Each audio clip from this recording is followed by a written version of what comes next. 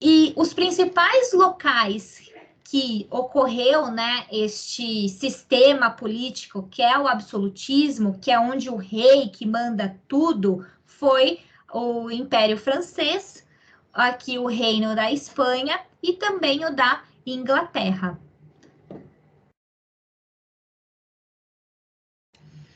E deste período, né, estava acontecendo o absolutismo, o rei que manda, por isso que o nome é absolutismo, tá? O rei tem o poder absoluto. Então fica mais fácil até de compreender. Estava tendo, então, as grandes navegações. As grandes navegações, por que ocorreu as grandes navegações, né? Por que era tão importante? Porque eles buscavam novos comércios, novas rotas comerciantes. Os povos islâmicos, por mais que tinha diversas rotas, volta aqui, tudo, peraí.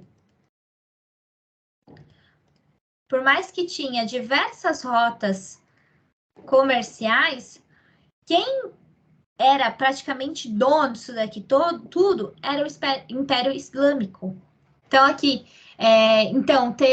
era importante ter novas rotas comerciais para você ir buscar outro produto em outro local, aumentar a quantidade de metais preciosos, porque acabou a moeda. A moeda era pouca, então, para fazer trocas, né, não tinha moeda, mas eu tenho uma pedra preciosa, um metal, um ouro, tá? Então, era importante essas rotas comerciais. Também porque a igreja ela precisava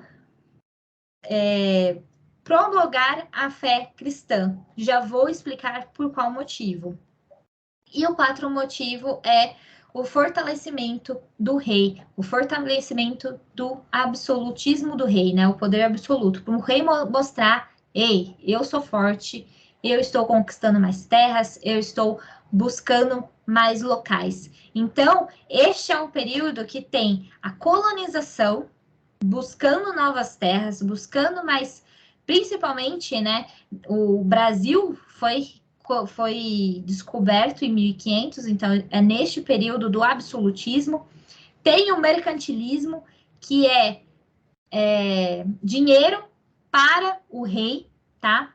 Tinha que ter dinheiro para a coroa. E como que eles faziam, né? Como que dava esse dinheiro para a coroa? Impostos, muitos impostos. Descobrindo locais. Olha o Brasil. Vocês sabem a história do Brasil. Quando os portugueses vieram para cá, o que aconteceu? Eles pegaram tudo que era nosso, né? Pau começou com o pau-brasil, porque aí levava para lá e conseguia vender. Então, isso que é o dinheiro, tudo que dá dinheiro para a coroa. Então, é o colonialismo, busca de territórios, mercantilismo e as grandes navegações. Opa! Aí, o que acontece nesse período, tá? Quando tudo isso está acontecendo, surge Lutero, Martim Lutero. Tem um filme, Lutero, muito legal. Quem não assistiu, assista. Lutero, ele era da igreja, ele era um membro da igreja. E ele não concordava com os atos da igreja, ele não concordava com as coisas que a igreja fazia, com o que a igreja falava. Por exemplo, no filme mostra muito bem isso. A igreja pega um pedaço de osso de galinha e falava que era osso de Jesus, sabe? Uma parte do corpo de Jesus. E aí fazia a pessoa comprar. E Lutero não concordava com isso. Lutero falava assim: ei, pera lá, o que vocês estão fazendo? E aí Lutero, o que ele fez? Ele escreveu 95 teses e colocou na porta da igreja. Para vocês entenderem, são 95 motivos que a igreja está errada, tá? E colocou na porta da igreja. Esse movimento, muitas pessoas, por ele ser uma pessoa que estava dentro da igreja, né, falar algo disso, muitas pessoas ficaram abismadas, né? Fora que, lembra a imprensa, a Xerox, As coisas que o Lutero falava ficou muito conhecida. As 95 teses passou, repercutiu pela Europa inteira, porque a Xerox, ó, imprimiu o negócio rapidinho, todo mundo tinha acesso. E aí, como a coisa bombou, o Lutero, então, foi cortado da igreja, tá? Só que ele foi excomungado e passou a ser perseguido pela igreja. Você acha que a igreja gostou? Você acha que a igreja, ele tá falando 95 coisas que a igreja faz ruim? Vamos deixar quieto. Claro que não. A igreja foi para cima do Lutero, né? E aí, por conta da imprensa, né, ele colocou, se espalhou para a Europa. Muitas pessoas que não estavam ali na Europa, de outros locais, ficaram sabendo também, e como o João Calvino, o Calvino criou a religião calvinismo na Suíça e Lutero criou o luteranismo na Alemanha. As ideias de João Calvino, ele falava muito que ele acreditava que tudo já estava escrito, né? Desde a criação do mundo. Deus estabelece aqueles indivíduos que seriam salvos e aqueles que seriam condenados. Então, por mais que você hoje é uma pessoa boa, vamos supor, tá? Só que você nasceu e já está escrito se você vai ser salvo ou se você vai ser condenado, tá? Então, essa era uma ideia do João Calvino. E aí, o que o Lutero, né? Vamos focar bastante em Lutero aqui. O que o Lutero pensava? Lutero, ele não concordava com o que a igreja fazia e antes, para a pessoa ter acesso à Bíblia, até porque a Bíblia era escrita em latim e somente quem estava na igreja que sabia latim, precisava ter um padre ou alguém da igreja lendo a Bíblia, interpretando a Bíblia como queria, né? Quando a gente lê, a gente não faz, cada um tem a sua interpretação. Então, esse padre pode interpretar de um jeito e ensinar para esse cara aqui de um jeito que ele acha que é o certo. E aí, o Lutero fala que o homem, né, a sociedade, o indivíduo tem que ter acesso direto à Bíblia, sem passar pela igreja, sem passar para ninguém tem que ler para ele. Ele tem que tirar suas próprias conclusões. Ele tem que tentar entender o que está escrito e ter as suas próprias interpretações do que está escrito na Bíblia, tá? Sem ninguém ler para ele. Tá dando para entender? Educação. Aí, o que o Lutero falava? Que a educação, ela deveria ser primária para todos, uma educação básica, uma educação simples para todos. Deveria ter educação básica, né? Até para quem? Para os trabalhadores. Então, os trabalhadores deveriam saber ler, escrever e contar, que isso é o básico. Ele também incentivava bastante os professores, a educação universal, pública e gratuita. Claro que, né, os ricos vão continuar tendo, né, toda a educação, estudar em universidades e pau. Mas era isso que ele compreendia, aqui que eu falo, né, uma educação religiosa reformada. É exatamente isso que eu falei. É uma consulta direta com os textos bíblicos, tá? Então, essa é a principal característica das ideias protestantes. Então, a população começou a ficar dividida, porque tinha as pessoas que estavam apoiando os fiéis católicos, né, que concordava com as coisas que a igreja falava, e começou a ter uma outra sociedade que eram os protestantes, as pessoas que começaram a falar, caraca, isso daí tá certo, né? As coisas, as coisas que os dogmas da igreja não são corretos. E aí a igreja, ela não ficou de braços cruzados e deixando para lá.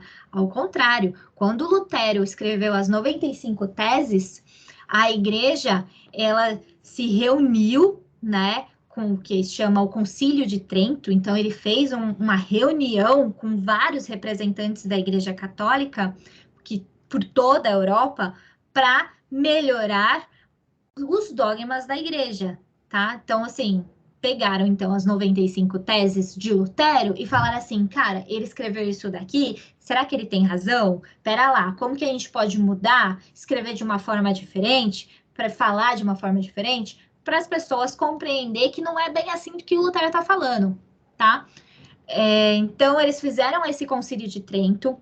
Além disso, eles reativaram o Tribunal do Santo Ofício, que também era conhecido como a Inquisição. Que era isso? Isso eu já tinha explicado um pouquinho antes, o Tribunal do Santo Ofício, que era leis para julgar as pessoas que não concordavam com a igreja. Eles também fundaram a Companhia de Jesus. A Companhia de Jesus, em 1535, ela ficou muito famosa, principalmente aqui no Brasil, que é quando eles fazem... Peraí, gente. Ela quer participar da aula, né, Luna? Então, a Companhia de Jesus, lembra que surgiu as grandes navegações, conquistar novas terras. Em 1500 foi descoberto o Brasil. A Companhia de Jesus, a igreja veio para cá também para ensinar, catequizar os índios, tá? Para mostrar a importância da igreja também em outros lugares. E também foi criado o Index Librorum Prohibitorum, que foi uma lista gigante de livros que eram considerados imorais, que não era contra a fé católica, né? E aí, esses livros que a igreja não concordava, que era divulgado, que era vendido, ela queimava, tá? E aí, quem era o autor do livro ainda era perseguido pela igreja. Deu para entender? Então, a igreja, ela começou a fazer várias coisas para do tipo, para a galera não cair na ideia de Lutero, tá? Para que a igreja queria estar no comando. Como assim? Pera lá, gente, calma lá, né? Então, a igreja fez de tudo para conquistar, para ainda estar no poder, para ainda estar no comando. Fora isso, a igreja criou uma educação da Contra-Reforma, que em 1599, um padre, ele criou o Ratio Studiorum, que era um manual educativo oficial para os jesuítas.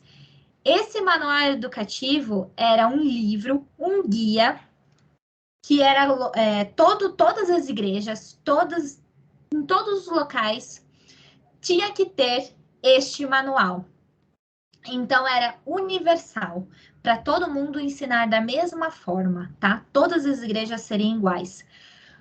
Então, era um manual muito detalhado, de tudo que a escola iria precisar. Então, assim, tem toda a matéria, né? Que tem aqui língua, literatura, poesia, história, retórica, lógica, combinado com matemática, geografia, filosofia, ciências naturais. Então, tinha várias matérias, o que o professor tem que ensinar.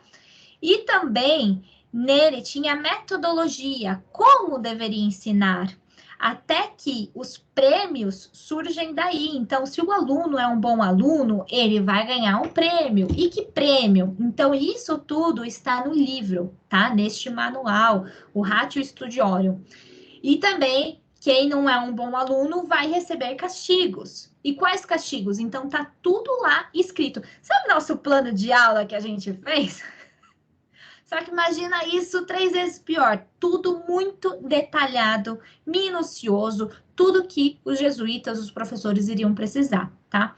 Então, havia lições de memorizações, então ali estava até escrito como deveria ensinar para o aluno memorizar, ditados, atividades típicas de uma pedagogia tradicional. O que é uma pedagogia tradicional? Alguém sabe?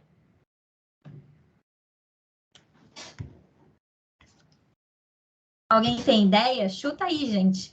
O que vocês imaginam por pedagogia tradicional? Era como se algo prático daquele tempo, entendeu? Tradição daquela época. Não. A pedagogia tradicional quer dizer que o professor fala e o aluno fica quieto. O professor que manda. Quem sabe é o professor. O aluno, tem que obedecer, tá? O professor só deposita conhecimento no aluno. O aluno tem que decorar. O aluno tem que saber.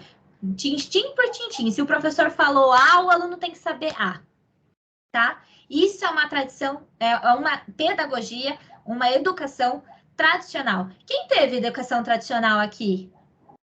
Que todos os alunos tinham que ficar sentadinhos na cadeira, todos os alunos tinham que fazer o que o professor manda, todos os alunos têm que copiar a lousa, né? Tudo que tá ali e decorar. Decora esse texto aqui que vai cair na prova.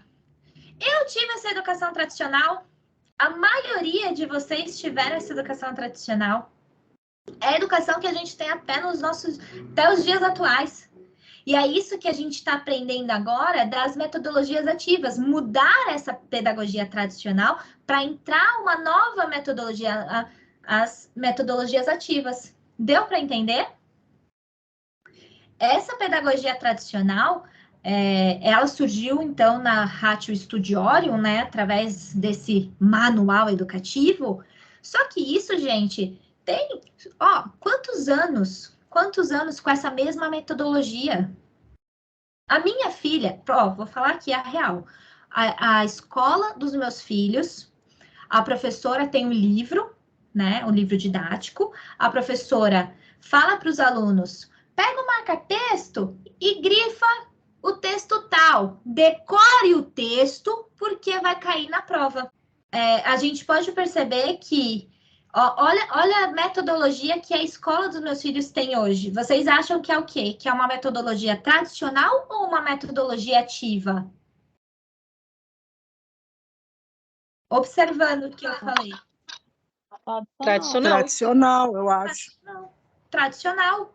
Falar para o aluno, decore o texto que vai cair na prova, é metodologia tradicional.